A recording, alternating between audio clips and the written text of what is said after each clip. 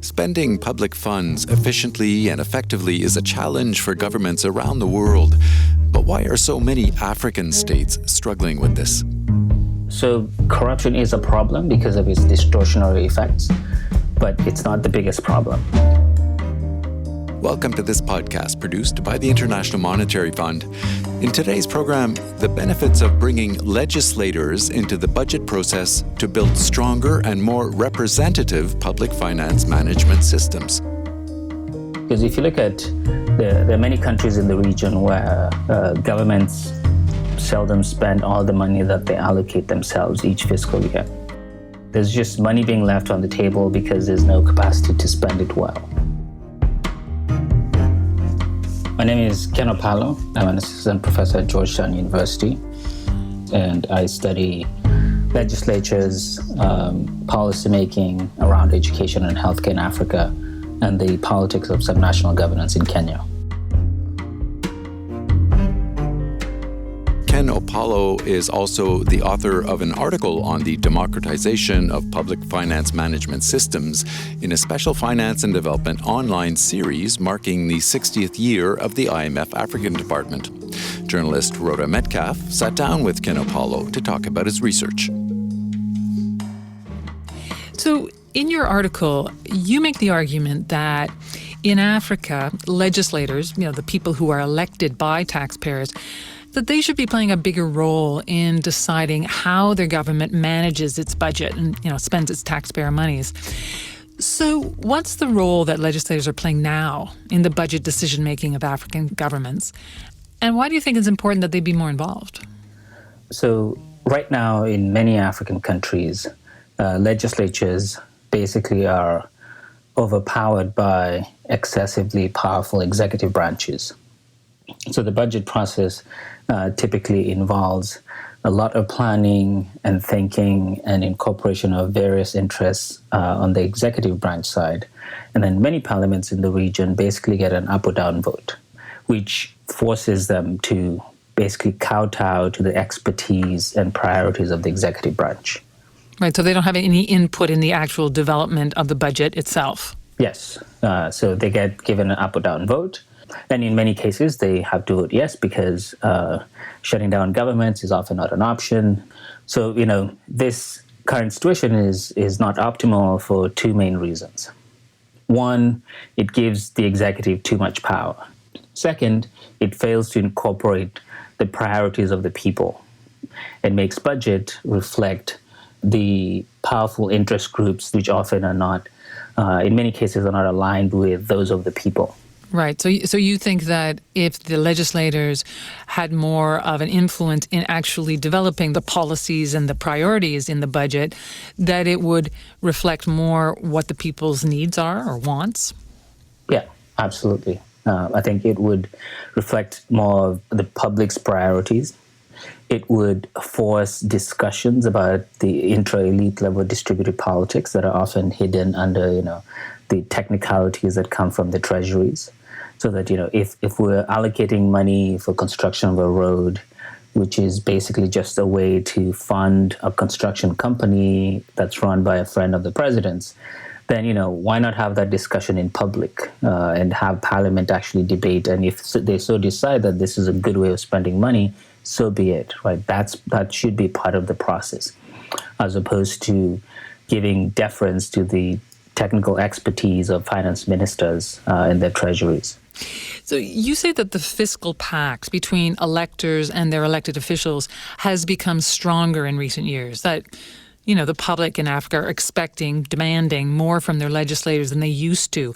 How is that manifesting itself? So it's manifesting itself in shifts in public spending in Africa. I'd say over the last 20 years or so, you've seen many African governments begin to spend lots of money on sectors like healthcare, education, agriculture, and of course the big infrastructure items, power generation and transmission, roads, dams, and whatnot. Now, in many countries, this has created expectations that incumbent governments have to do something big that's visible, right? So a good example is Kenya, where Following the transition in 2002, President Mwai Kibaki styled himself as a reformist infrastructure guy. He built lots of roads, which then created demand for big infrastructure spending for the next guy. So President Kenyatta did a lot in power generation and transmission. He built a brand new railway line from Mombasa to Nairobi, all because the expectation had been set that this is what presidents do now. And what you're seeing also is that, across Africa, many countries invested in universal primary education in the early 2000s, which was a big success. Enrollment rates are up. Now, what you're seeing is, as you'd expect, increased primary enrollment created demand for increased secondary enrollment. Right. And so many are now spending money on secondary education.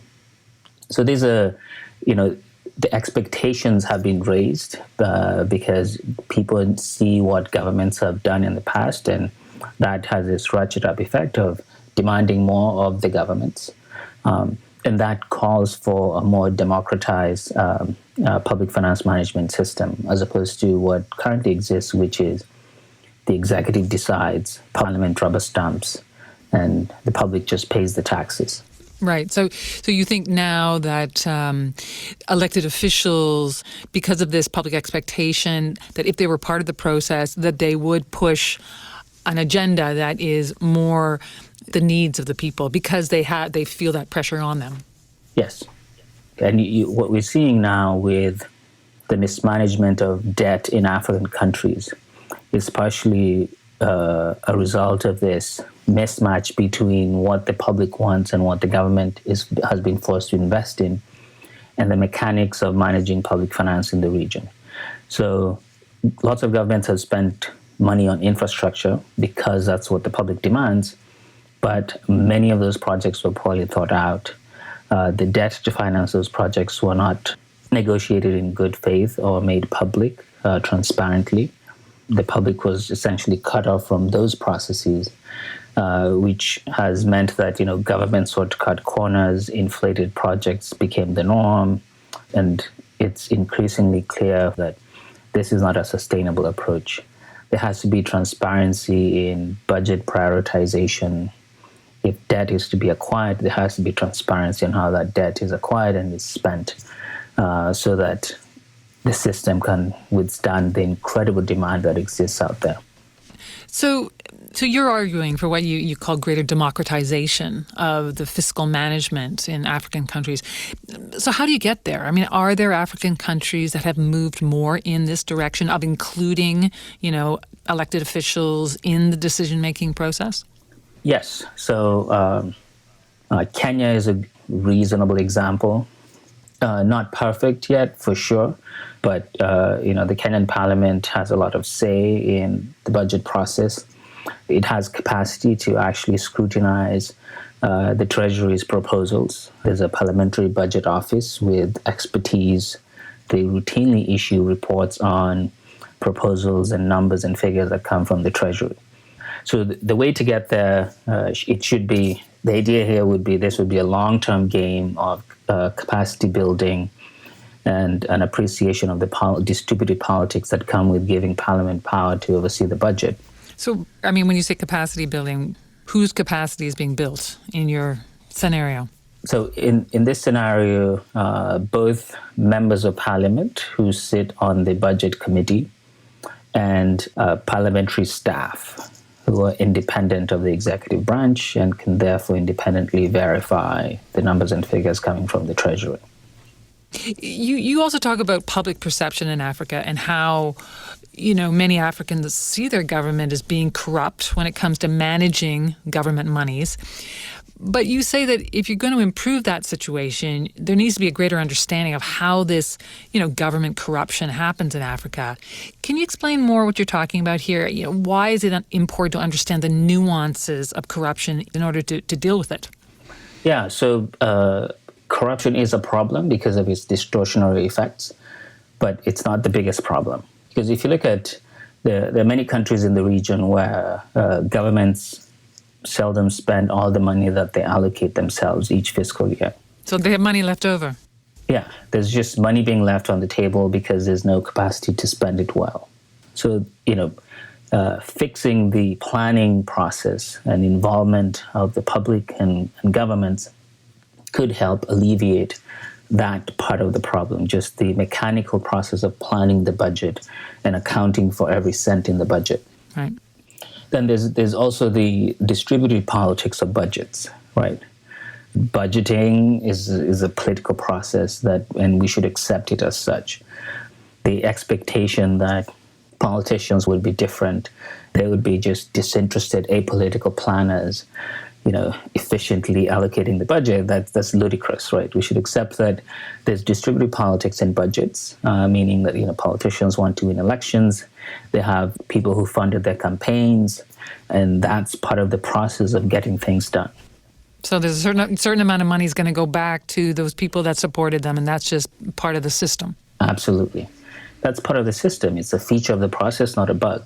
And so, instead of wishing that this didn't happen, reforms could acknowledge that fact and bring some of those processes above board and make them more transparent so that, if X contributed money to your campaign and you intend on giving them contracts, well and good, but it should be public that, X contributed to your campaign and you've given them a contract, and then let the public and parliament adjudicate over the matter. As opposed to always, moralizing about corruption and pretending that we can just wish it all away.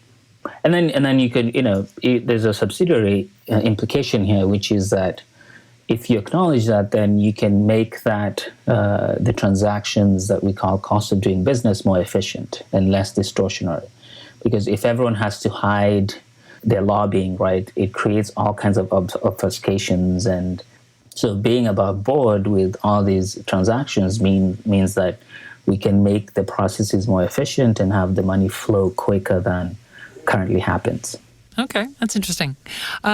Another point that you bring up is the idea that if you want African governments to use their budgets more effectively for their populations, that local think tanks could play a very useful role of advising the government on good policy, but that they need more support to play that role. How much influence do local think tanks have now on, African governments and their decision making? I'd say that a lot of civil society organizations in Africa are still very much in the 90s mode of lots of demonstrations, NGO type work, and there's need to obviously move into the think tank world where these outfits can provide alternative policies. So if the government says we're trying to reform the curriculum to meet the current job market, right? They present their proposal, an education think tank presents its counter-proposal, and then the public debates this, right? Right. Or, they present a budget on agriculture, and there's a think tank that does ag that can actually think through the issues and present a counter-proposal. As they do in many countries. And, Yes. Right. Yeah. I think that would be a good way to move forward, as opposed to now where, most reform processes in African governments are typically channeled through the executive. A donor will position a technical advisor in the ministry, get a Scandinavian model, copy-paste it, that's it. As opposed to having people who are actually on the ground thinking through these things and presenting counter-proposals, having the public debate it. Because I think local think tanks have the advantage of knowing a lot more about the political context. And, they're often also patient because they have the long-term view, because some policy interventions take a lot of time. So that eventually you'd have this nice ecosystem of former think tankers working for parliament or the executive and vice versa to build that thick policy knowledge and expertise that you really need to get government working. Right. So finally, as you know, the African department at the IMF is marking its 60th year. And you argue that institutions like the IMF should be encouraging this idea of more involvement by elected officials in managing budgets. But how would they do that? I mean, it's one thing to engage with the country on the fiscal side, but it's quite another to get involved with politicians. How do you see that happening without it becoming very politicized and messy? I guess my first answer would be that, the politicization and messiness is inevitable, right? If you really want to get anything done, then it has to be, given the stakes involved, it has to be political and messy. It's impossible to have an apolitical budget process. And then secondly, I would say that, as a practical matter, right, I think the fund could benefit from, having expertise in politics, right? With the fund and the World Bank and many multilateral donor organizations are very heavy on economists and not enough on political expertise, which I've always found odd. Full disclosure, I'm a political scientist. I've always found it odd, right, that the entities that deal with these very deeply political processes don't find the need to have political expertise as part of their arsenal, because that would allow for smarter engagement with local politics, and also thinking of avenues of engaging legislatures or parties in structured ways that do not politicize the fund, right? The fund has an apolitical mission, but I think there are ways of just having rules of engagement so that if you're doing X in country Y, here are the list of people that need to provide input, here are the core players that need to sign off on any agreement, and expand that list to include, at least the budget committee and the speakers of national assemblies and parliaments to give voice to that important institution in the process. It breaks my heart when members of parliament, right, appear in the news wanting to see details of an IMF agreement with their own government, right? That's a situation that should never exist. Parliament should be part and parcel of the process. We decry secrecy in contracts and government projects, and we should also decry secrecy or just dealing with a few people in the executive branch when it comes to engagements by international financial institutions or bilateral donors. Well, Ken Opalo, this has been a really interesting conversation. I thank you so much for joining us today on the podcast. Yeah, thank you for having me. This was absolutely wonderful.